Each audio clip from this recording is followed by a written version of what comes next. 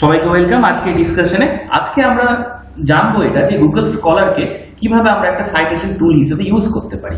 ঠিক আছে, কিন্তু প্রথমে একটা কথা বলে দিই যে গুগল স্কলারকে তখনই আমি সাইটেশন টুল হিসেবে ইউজ করতে পারবো যখন যে সোর্সটাকে আমি সাইটেশন করতে চাইছি যদি সেটা গুগল স্কলার ইন্ডেক্স করা থাকে, অথবা যদি সেই পেপারটা বা আর্টিকেলটা বা আমি যেটাকে সোর্স হিসেবে আমি সাইটেশনের রূপ দিতে চাইছি সেটা যদি গুগল স্কলার থেকে খুঁজে পাই তবে। ঠিক আছে, এবার আপনি আপনার রিলেটেড ডিসিপ্লিনের রিলেটেড বা টপিকের রিলেটেড যে কোনো কিছু আপনি গুগল স্কলারে আপনি হোম পেজে গিয়ে আপনি সার্চ করতে পারেন এবং সেটাকে সাইটেশনের আকারে বা সাইটেশন হিসেবেও আপনি সে মানে অ্যাজ এ মানে সাইটেশন আপনি আপনার রেফারেন্সে আপনি ইউজ করতে পারেন। ঠিক আছে, তাহলে আমার প্রথমে কাজ কি হবে, আমি সার্চ ট্যাবে চলে যাব। সার্চ ট্যাবে গিয়ে আমি টাইপ করব scholar.google.com scholar.google.com। ঠিক আছে, scholar.google.com প্রেস করার পর আমি এন্টার করে দেব বা আমি সার্চ আমি ক্লিক করে দেব। তাহলে কি হবে, আমি গুগল স্কলারের হোম পেজে আমি ল্যান্ড করে যাব। ঠিক আছে, এটা হচ্ছে গুগল স্কলারের হোম পেজ। এবার হোম পেজে আসার পর আমি যে টপিক রিলেটেড বা যে এরিয়া রিলেটেড আমি কোনো পেপার খুঁজছি হয়তো, তো আমি সেই পেপারের টাইটেল দিয়ে আমি এখানে সার্চ করতে পারি, অথবা আমি সেই থিম রিলেটেড কোনো কিছু আমি এখানে দিয়ে সার্চ করতে পারি। যেমন ধরেন আমি যদি এডুকেশনাল সাইকোলজি পেপার সার্চ করি, আমি এখানে এডুকেশনাল সাইকোলজি চলে এসেছে। ঠিক আছে, এই দেখো এখানে আমি এডুকেশনাল সাইকোলজি আমি ক্লিক করে দেবো।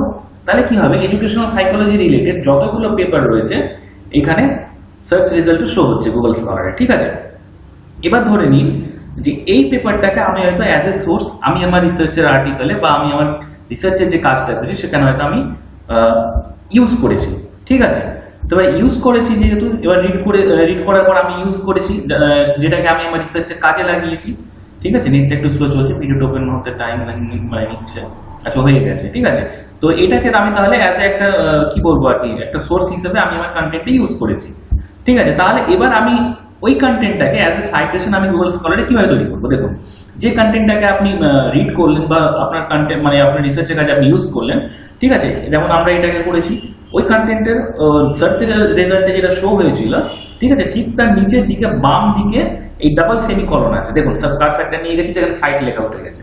ঠিক আছে, এই ডাবল যে সেমিকলনটা আছে এই ডাবল সেমিকলনে ক্লিক করে দেবেন বা প্রেস করে দেবেন। এই প্রেস করলে বা ক্লিক করলে কি হবে, এই পেপারটা বা এই কন্টেন্টটা অটোমেটিক একটা সাইটেশন ক্রিয়েট হয়ে যাবে ডিফারেন্ট স্টাইলে বা ফরম্যাটের মানে ফরম্যাট অনুযায়ী।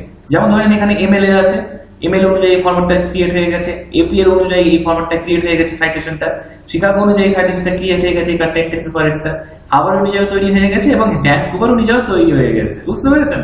তাহলে এইভাবে আমরা গুগল স্কলারকে অ্যাজ এ সাইটেশন টুল আমরা ইউজ করতে পারি।